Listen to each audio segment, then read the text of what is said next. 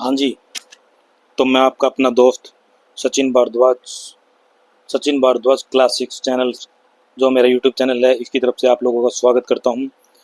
और भाइयों, आज के देश के मुद्दे के बारे में आप लोगों से बात करना चाहूँगा कि सबसे बड़ा मुद्दा तो आज की संसद के अंदर ये समोसे और चटनी, इन सब चीज़ों की बातें हो रही हैं, जो कि हमारे ही पैसे पर इतना खर्चा लगता है। संसद का स्तर चलाने के लिए, शीतकालीन स्तर हो, ग्रीष्मकालीन स्तर हो, बहुत ज़्यादा पैसा लगता है। एक एक मिनट की कीमत है। एक मिनट में पता नहीं इन नेताओं के ऊपर कितना पैसा खर्च होता है।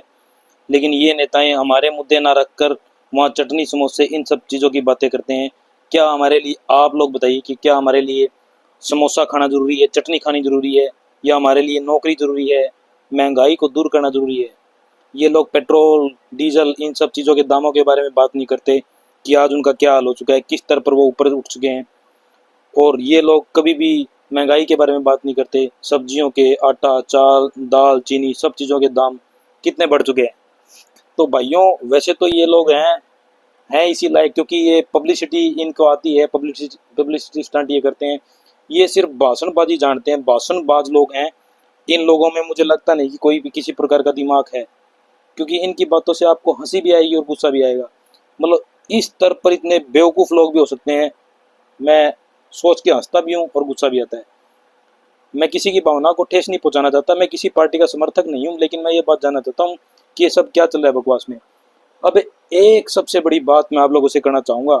हमारे माननीय राहुल गांधी जी ने एक इन लोगों की बहुत बड़ी पोल खोली आज। अब राहुल गांधी जी के एक सवाल का देखिए, इन्होंने कैसे कैसे, आपको थंबनेल के साथ मैं दिखाने जा रहा हूँ कि राहुल गांधी ने इनसे क्या क्या क्वेश्चन किए हैं।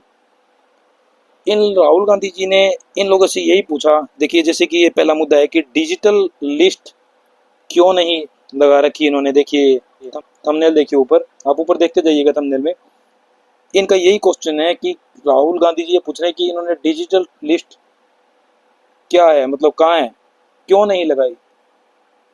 और दूसरा क्वेश्चन ये देखिए इनका ये है कि सीसीटीवी और वीडियो जो अपनी फुटेज हैं, वो गायब क्यों है। सीसीटीवी और फुटेज, मतलब वीडियो फुटेज गायब क्यों है। और फर्जी वोटिंग लिस्ट और वोटर लिस्ट, ये राहुल गांधी जी पूछ रहे हैं कि क्या ये सब गड़बड़ चल रही है, फर्जी वोटिंग लिस्ट। और 5 ही सवाल पूछे इन्होंने, राहुल गांधी जी ने 5 सवाल। और इलेक्शन कमीशन और ये गोदी मीडिया कोई भी किसी प्रकार का उनका जवाब नहीं देना चाहते। गोदी मीडिया हालांकि राहुल गांधी की गलती ढूंढने में कहीं ना कहीं लगा रहा है कि राहुल गांधी को कैसे ना कैसे गलत साबित किया जाए। इलेक्शन कमीशन से ये सवाल नहीं कर पा रहा कि ऐसा क्यों हो रहा है भाई, ये सब क्या है, हम तो देख कर हैरान है। इलेक्शन कमीशन से ये पूछ नहीं पा रहा है गोदी मीडिया। हालांकि वो गोदी मीडिया है, कोई बात नहीं, हम किसी स्पेशल किसी चैनल का नाम नहीं ले रहे, किसी की भावना को ठेस नहीं पहुंचाना चाहते। गोदी मीडिया का कोई कुछ नहीं कर सकता, क्योंकि हम देख चुके हैं कि गोदी मीडिया किस स्तर पर हमारे देश में भ्रम फैला रहा है और सत्ता पक्ष से सवाल ना कर विपक्ष से सवाल कर रहे हैं। और भाई राहुल गांधी जी का अगला सवाल है कि विपक्षी नेताओं को डराना और धमकाना भी चालू है। उनको किसी ना किसी प्रकार से डराया जा रहा है। ईडी, सीबीआई, इन सब का छापा डालकर ये तोता जो हैं, ये भी सब तोते बन चुके हैं। ये संस्थाएं जो हमारी देश की बहुत ही ईमानदार संस्थाएं मानी जाती थी, अब इन लोगों का कहना है भाई ये तोते बन चुके हैं, हम तो क्या कहें, हम तो तोता, हम तो भाई डरते हैं सबसे। हमें डर लगता है भाई आप लोगों से, सीधी सी बात है, हम तो देश के नागरिक हैं, डर लगता है इनसे, डर लगता है कहीं हमारे ऊपर ना गिरते हैं। ईडी सीबीआई क्या गिरेंगे यार, देख लो यार, टी शर्ट पहन रखी है 150 रुपये, क्या गिरोगे तुम। आम नागरिक का कुछ नहीं बिगाड़ सकते, आम नागरिक सवाल जरूर करेगा। और जिस दिन ये सवाल पूछने का कानून खत्म हो गया, उस दिन समझ लेना कि तुम लोग गुलाम हो चुके हो, तुम लोगों पर ये लोग कब्जा कर चुके हैं। तो अभी तक तो अभिव्यक्ति की आज़ादी और कुछ भी पूछने की आज़ादी हमारे देश में है, कानून के हिसाब से। गलत बात नहीं पूछ सकता, कानून के हिसाब से, कानून के दायरे में रहकर पूछ सकता है। और राहुल गांधी जी का एक और सवाल है कि क्या, साफ साफ बताओ कि क्या इलेक्शन कमीशन बीजेपी का एजेंट बन चुका है। राहुल गांधी जी सीधा सीधा आरोप लगाते हैं कि क्या इलेक्शन कमीशन बीजेपी का एजेंट बन चुका है क्या। इलेक्शन कमीशन किसी भी प्रकार का जवाब न देने के बजाय राहुल गांधी के टिक मार्क लगा। अब राहुल गांधी की क्वेश्चन पर उन्होंने काटा लगा दिया और लिख दिया कि ये देखो फैक्ट चेक कर दिया है। फैक्ट चेक मतलब इस प्रकार से किया है, बहुत ही अजीब तरीका का फैक्ट चेक। फैक्ट चेक भी इस तरीके से किया, टिक मार्क काटा लगा दिया और बोले कि इनका ये गलत है आरोप, बस वो हो गया फैक्ट चेक। फैक्ट चेक इस तरह कैसे नहीं किया जाता मूर्खों। अब इन मूर्खों को कौन समझाए कि फैक्ट चेक तो सबूतों के तौर पे किया जाता है, कि क्या सबूत है कि तुम इस चीज़ को नकार रहे हो, तुम्हारे पास कोई सबूत है कि तुम झूठे हो या सच्चे हो, अगर तुम सच्चे हो तो तुम तुम्हारा सबूत दो, और अगला झूठा है तो उसका सबूत दो। लेकिन ये लोग उसका जवाब देने की बजाय बस उसके ऊपर कांटा लगा देते हैं कि ये इसका गलत आरोप है, और नीचे टिक लगा देते हैं कि ये देखो हमारा सही है। मतलब ये कोई, यार किस तरफ पर, मतलब समोसा चटनी, समोसा चटनी खाएंगे अब हम। अरे मेरा तो पहले ही पेट दुखा है यार, के समोसा चटनी खुआओगे तुम, इस पास से दर्द रहा है, के समोसा चटनी खुआओगे तुम। अरे कि मैं ताजी सब्जी फल फ्रूटा की बात करो, ताजी सब्जियां की, हरी सब्जियां की, दही लस्सी इनकी बात करो जो महंगी होती जा रही है। इतनी सी दही 20 रुपया की आवे, ये बढ़िया, सारे बढ़िया, एक नंबर, एक नंबर, बहुत बढ़िया। अब ये भी भाई बहुत ही बढ़िया काम हो रहा है। अब इंडिया टुडे, इंडिया टुडे इनका चैनल इंडिया टुडे, ये खुद कह रहा है भाई, कर्नाटक में एक घर में इन्होंने खुद ने सर्वे किया है। देखो ये खुद देखो ऊपर, इंडिया टुडे ने खुद ने सर्वे किया है कि 80 वोटर मिले हैं एक घर में, 80 वोट, 80 वोट। अब ये साथ ही साथ दूसरे जो ये पार्टी कहती है कि 80 वोट इसलिए हैं क्योंकि कई नेता, कई लोगों ने वहाँ पर अपना एड्रेस बदलने के, कुछ जो नौकरी पैसे वाले बाहर से जाते हैं जैसे किसी और राज्य से, तो वहाँ जाकर रहते हैं, तो वो अपना उसको नौकरी को बचाने के लिए एड्रेस साबित करने के लिए भी हम वहाँ रह रहे हैं, तो 80 हुए सेम एड्रेस दे देते हैं, इसलिए गड़बड़ हो रही है। इन लोगों की मूर्खता की हद है, हद है। तो ये भी अगर ऐसा भी कर रहे हैं, मान लिया ये कर भी लिया उन्होंने, तो किस बेस पे कर लिया, तो क्या इलेक्शन कमीशन पे सवाल नहीं उठता कि उनके होते हुए उन्होंने एक ही एड्रेस कैसे दे दिया। इलेक्शन कमीशन क्या वेरिफिकेशन नहीं करता, जाकर चेक नहीं करता कि उस एड्रेस पे रह भी रहे हैं या नहीं है, या इनका एड्रेस है भी या नहीं है। क्या वहीं बैठे बैठे टिक मार्क कर देते हैं, ला भाई बन गया, आईडी कार्ड बना देते हैं, वोटर कार्ड बना देते हैं, ला भाई बन गया। अरे वेरिफिकेशन होती है हर चीज़ की।